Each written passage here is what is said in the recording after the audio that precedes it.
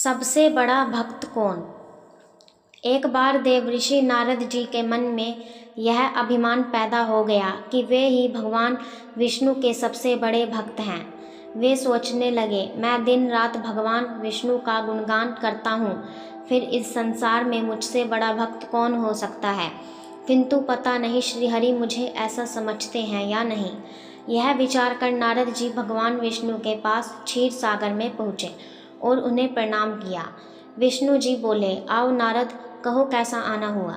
नारद जी बोले, भगवान मैं आपसे एक बात पूछने आया हूँ। भगवान विष्णु बोले, मैं तुम्हारे मन की बात जानता हूँ नारद, फिर भी तुम्हारे मुँह से सुनना चाहता हूँ। नारद जी ने कहा, हे देव, मैं जीवन भर आपका गुणगान करता हूँ। पल पल हर क्षण मुझे बस आपका ही ध्यान रहता है। आप मुझे यह बताइए कि क्या मुझसे भी बड़ा आपका कोई अन्य भक्त है संसार में। भगवान विष्णु समझ तो पहले ही गए थे कि नारद को अपनी भक्ति पर अभिमान पैदा हो गया है, किंतु अपने मन की बात छुपाकर वे बोले, नारद, इस प्रश्न के लिए तो तुम्हें मेरे साथ मृत्युलोक चलना पड़ेगा। नारद जी बोले, ठीक है भगवान, मैं मृत्युलोक चलने के लिए तैयार हूँ। भगवान विष्णु नारद को लेकर मृत्युलोक चल पड़े। धरती पर पहुंचकर दोनों ने किसान का भेष धारण किया और एक गांव के किनारे बनी एक झोपड़ी की ओर चल पड़े। विष्णु बोले, नारद, मेरा एक बहुत बड़ा भक्त यहाँ इस कुटिया में रहता है। आश्चर्य है, क्या मुझसे बढ़कर भी किसी की भक्ति हो सकती है। नारद जी के मुख से निकला, क्या वह भी मेरी तरह आपका ध्यान लगाए रहता है। आओ स्वयं ही जान लोगे। विष्णु जी ने कहा और उस कुटिया की ओर बढ़ गए। किसान उस समय कुटिया के बाहर अपनी गाय को बांध रहा था। उसके मुख से हरि हरि गोविंद का स्वर निकल रहा था।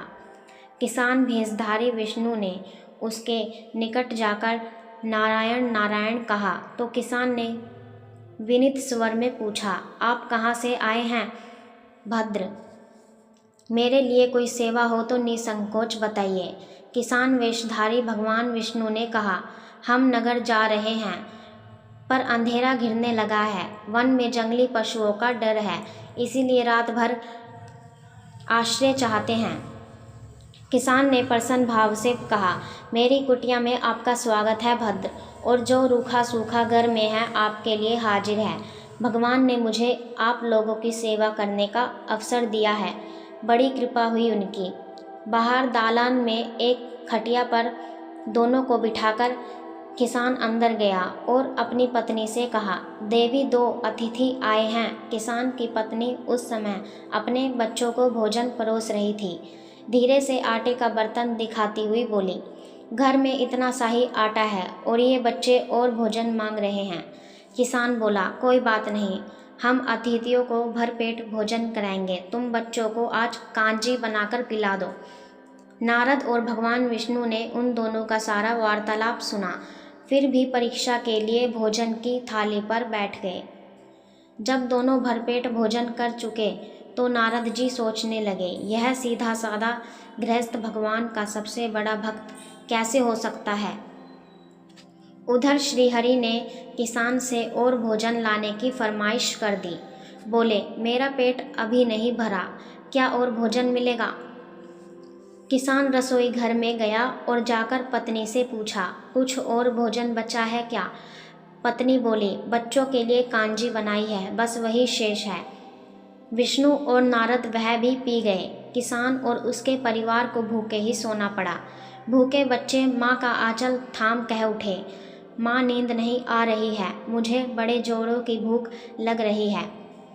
पिता ने उन अतिथियों को कांजी भी क्यों पिला दी। किसान ने बच्चे के सर पर हाथ फेरते हुए कहा, अतिथि को भोजन कराना स्वयं विष्णु भगवान को भोग लगाने के समान है बेटा। बाहर दालान में दोनों अतिथि अलग अलग बिस्तरों पर लेटे हुए थे। भगवान विष्णु ने कहा, तुमने सुना नारद, किसान और उसके परिवार को भोजन नहीं मिला, फिर भी वह मेरे गुण गा रहे हैं। यह तो कुछ भी नहीं है, मैंने तो कई कई दिनों तक भूखे रहकर आपका स्मरण किया है। अगले दिन सुबह उन्होंने देखा किसान भगवान विष्णु की मूर्ति के सामने कह रहा था, गोविंद हरि हरि, तुम सदा मेरे मन में बसे रहो, बस मुझे और कुछ नहीं चाहिए। फिर दोनों अतिथियों से बोला, हरि की बड़ी कृपा है, वही जग का रखवाला है। प्रभु की दया से रात को कोई कष्ट तो नहीं हुआ। जब तक आपका जी चाहे तब तक आप दोनों यहाँ रहें, मैं खेत जा रहा हूँ। किसान भेषधारी श्री हरि बोले, हम भी तुम्हारे साथ चलेंगे यदि तुम्हें कोई आपत्ति ना हो तो। नारद और विष्णु भगवान किसान के साथ उसके खेत पर गए। किसान बोला, यही है अपना खेत, अब मैं अपना काम करूँगा, गोविंद हरि हरि। नारद जी बोले, तुम तो सत्पुरुष हो, भगवान के बड़े भक्त हो, हर घड़ी उनका नाम लेते रहते हो। किसान बोला, अरे कहाँ, काम से जब भी थोड़ा बहुत समय मिलता है तभी उनका नाम लेता हूँ। नारद ने पूछा, कब कब मिलता है समय? किसान बोला, सुबह उठता हूँ तब, रात को सोता हूँ तब, और दिन में जब भी काम से समय मिल जाए। ओ समझा, नारद के मुख से निकला। दोनों जब किसान से विदा लेकर चले तो नारद ने व्यंग्यात्मक स्वर में कहा, आपने सुना भगवान, वह सुबह शाम 2 बार ही आपका स्मरण करता है, जबकि मैं हर समय ध्यान करता हूँ, फिर भी आप उसे महान भक्त बताते हैं। नारद की बात सुनकर श्रीहरि चुप रहे, किंतु मन ही मन उन्होंने कहा, कारण भी जान जाओगे नारद। विष्णु ने एक कलश को तेल से लबालब भरकर नारद को दे दिया और बोले, नारद, इसे अपने सिर पर रखकर बिना हाथ लगाए सामने वाली पहाड़ी तक ले चलो। ध्यान रहे इस कलश में रखे तेल की एक भी बूंद भी जमीन पर गिर न पाए।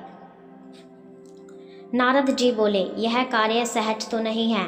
यह कहकर नारद ने कलश सिर पर रख लिया और पहाड़ी की ओर चल दिए। नारद पहाड़ी तक गए और लौट आए। विष्णु बोले, लौट आए नारद, ठीक है, अब यह बताओ कि इतनी दूर जाने और आने में तुमने कितनी बार मेरा स्मरण किया है? नारद बोले, एक बार भी नहीं भगवान। करता भी कैसे, मेरा सारा ध्यान तो तेल और कलश की तरफ लगा हुआ था। श्री हरि बोले, तब तुम ही सोचो, वह किसान दिन भर कठिन परिश्रम करता है, फिर भी 2-4 बार मेरा स्मरण जरूर करता है, और तुम एक बार भी मेरा स्मरण नहीं कर पाए। विष्णु की बात सुनकर नारद के अंतःचक्षु खुल गए। वह श्रीहरि के चरणों में गिरकर बोले, मान गया प्रभु, जो संसार के झंझटों में रहकर भी आपका स्मरण करते हैं, वे ही सबसे बड़े भक्त हैं।